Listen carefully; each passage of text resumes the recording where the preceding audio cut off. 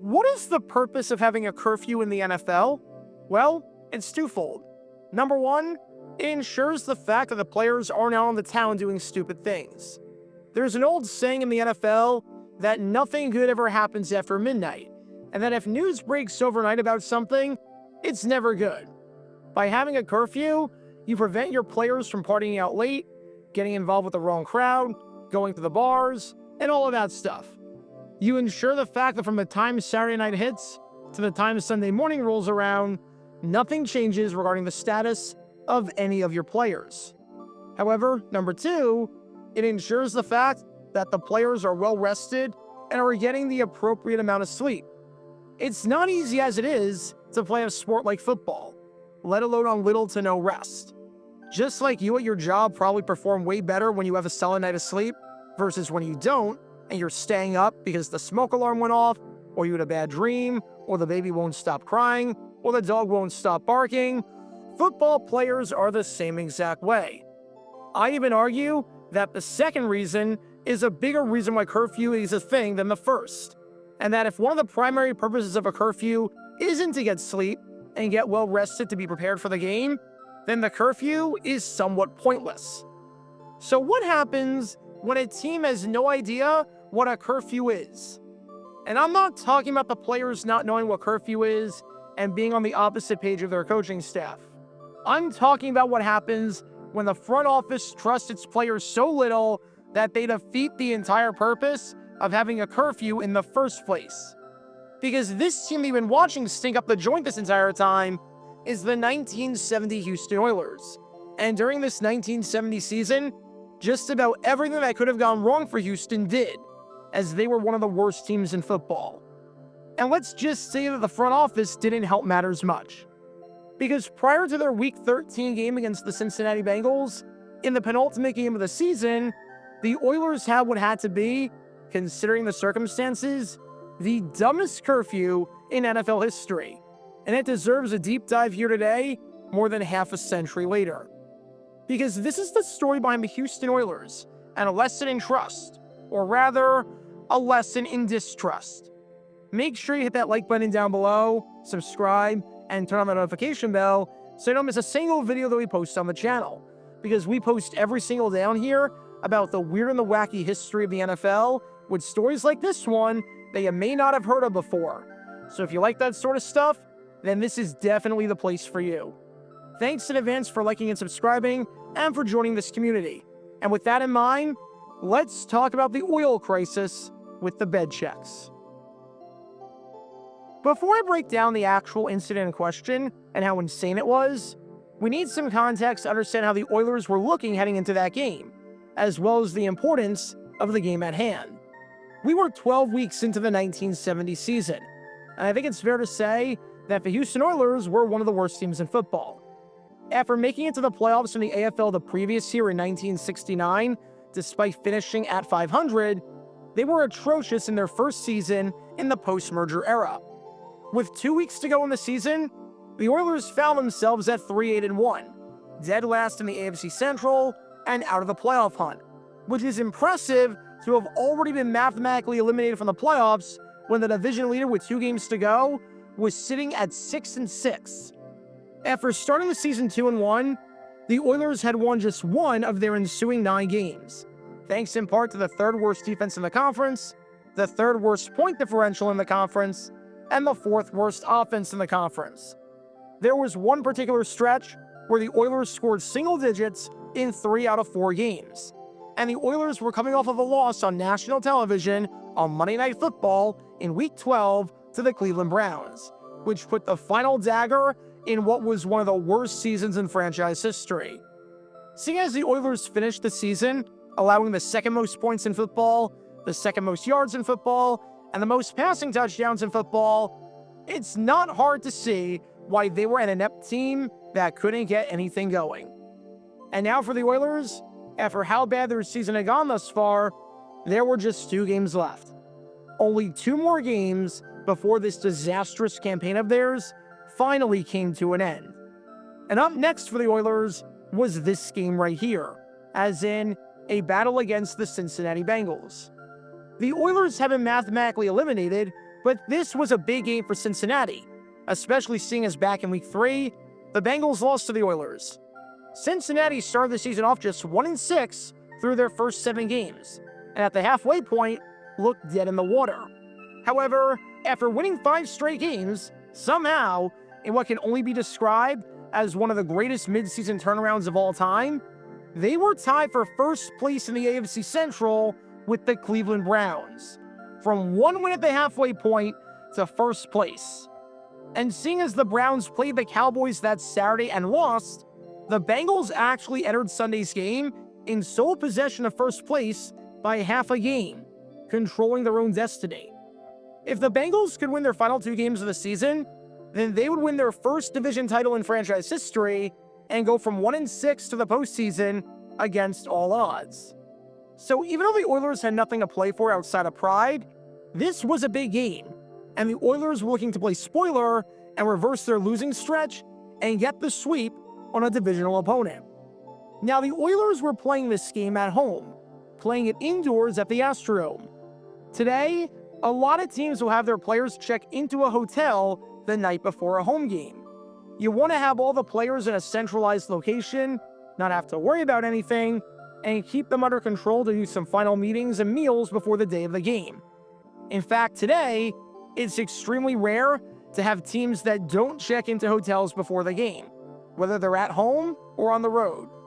Back in 1970, however, the Houston Oilers did not do that. While a lot of teams did that, Bud Adams, the owner of the team, had a reputation for being extremely cheap. And why spend money on hotels when the team is already in the city and living there? So for the games that the Oilers played in Houston, the players stayed at home and would travel to the Astrodome for the game when Sunday morning rolled around. They still had a curfew, and they had to be in their residence by 11 o'clock, but the entire Oilers team was scattered all around Houston because Bud Adams was dirt cheap. On a completely unrelated note, the Oilers were 1-5 in their 6 home games prior to the Bengal game.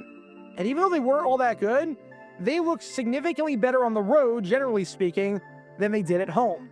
Just saying, pure coincidence, I guess. But for whatever reason, despite allowing the players to stay at home and having an 11 o'clock curfew, Bud Adams and the people in the front office did not trust their players to be home. They didn't trust that the players would abide by the curfew and would be in bed by 11 o'clock. Again, seems like a problem that can easily be solved by doing what just about every other team was doing and having the players check into hotels the night before the game. But what do I know? So the front office had a genius idea prior to this game we've been watching against the Cincinnati Bengals. What if we made sure that the players are at home that night? And I think you might be able to see where this one is going. Because for some inexplicable reason, the Oilers decided that it was a good idea to call all of their players in the middle of the night to make sure that they were truly at home. Now, in a hotel, this is super easy. All you have to do is knock on each door, and the entire process takes a couple of minutes. Or you have someone whose only responsibility is to make sure no one leaves their hotel room, and you don't even need to do the knocking part. But with phone calls to over 40 different houses, you can't call every house at once. And if a player doesn't answer the phone, it doesn't necessarily mean that they're not home, because they might not have a phone next to their bed. Remember, this was 1970. There were no cell phones. It's not like today, where your phone probably functions as your alarm clock and you've got it next to you while you sleep. There might only be one phone in the entire house, and it could be downstairs while you are sleeping upstairs. All of this is to say that these phone calls took place ridiculously late at night, with players being called way past 11 o'clock, being called around the time that Saturday Night Live would be on if SNL was a thing back in 1970, which it wasn't. Bottom line, it was really freaking late. And this meant that basically none of the players got any sleep, because they were woken up by their own team. Now, before going any further, I have to note that this was not the brainchild idea of head coach Wally Len, and he was not responsible for this whatsoever. In fact, he was kind of furious when he found out about this. Lem was retiring at the end of the season anyways, and announced that more than a month before this game. He had way better things to do than babysit and do crap like this. This was entirely the front office's doing. And let's just say that the players were not exactly happy about being woken up in the middle of the night because the front office didn't trust them. Even though I found nothing to suggest that the Oilers were having trouble with abiding by the curfew. The Oilers were being babied, and their sleep was being disrupted because Bud Adams was too cheap to get hotels for the team, and because he was also too paranoid to trust his players to do the right thing. Said one player on the Oilers, "We're on our honor. Coach Lem tells us we have an 11 o'clock curfew the night before a game. We respect him. We're in by 11, at home or on the road." Another Oilers said, "The call woke me up. I didn't appreciate it one bit." As another Oilers said, "I didn't think it was in very good taste." While another one chimed in and said, "Do they realize what something like that does to your confidence?" And yeah, I completely get it. Your front office is essentially saying, "We do not trust you, so we're gonna baby you, even if your sleep gets disrupted," which, I don't know about you, but I feel like that defeats the entire purpose of the curfew. I do love the one Oiler who said after getting the call, "I'm sorry, this is his butler speaking. He has gone to a dope party and will not be back until 4 a.m. Kudos to that guy, whoever it was. That's my sense of humor right there, and actually kind of shocked someone was using dope in that context in 1970. Either way, the Oilers were already underdogs against the Bengals, and now they were going to face a red-hot Cincinnati team on no sleep whatsoever, which was entirely their own front office's doing. Which is why it's going to come as a surprise to none of you, especially based on the highlights you've been watching, that sure enough, the Houston Oilers did not win this one. They looked lethargic, and they ended up losing the game by a final score of 30-20, in a game that wasn't even as close as the final score indicates, seeing as the Bengals led it 30-13 late in the fourth quarter. Houston turned it over 4 times, losing the turnover margin by 3, while picking up just 43 rushing yards on 2 yards per carry. And the Oilers had no answers whatsoever for the two-headed monster at running back of Paul Johnson and Essex Johnson, with the two men combining for 143 yards on nearly 6.5 yards per carry, as the Bengals ran for nearly 200 yards on the day. Cincy now had a win-and-in situation for the final game of the season, as taking care of the Oilers seemed to be incredibly light work, as the Oilers hit a wall because they were that exhausted and groggy and out of their rhythm, not because they broke curfew, but because they abided by it. And we add on the fact that the Oilers played on Monday Night Football the week before, yeah, they were completely exhausted. The Houston Oilers were not a good football team in 1970, and they were not a very well-run football team either, as examples like this one during the game against the Bengals prove. There needs to be a certain level of trust when dealing with adults who are professionals and who have given you no reason to distrust them. This almost feels like if your girlfriend goes on a girls' trip vacation because one of her friends is getting married and it's a bachelorette party, and she's giving you no reason whatsoever to not trust her, and you decide to call her phone and blow it up at 2:30 in the morning to make sure she's in the hotel room that she said she was staying in and not at some random dude's house. Like, what do you honestly have to gain from that? Why would you do that? The front office was genuinely acting like a paranoid boyfriend and actually hurt their team in the process. If you're going to allow your players to stay home and have them abide by the curfew, which is a dumb idea, but if you're going to do it, at the very least, you need to be smarter and come up with a better process than this, whereby enforcing the curfew, the irony is that no one's getting any sleep, thereby defeating the purpose of the curfew. Because on this December day in 1970, the Oilers were sleepwalking on the field, both figuratively and literally.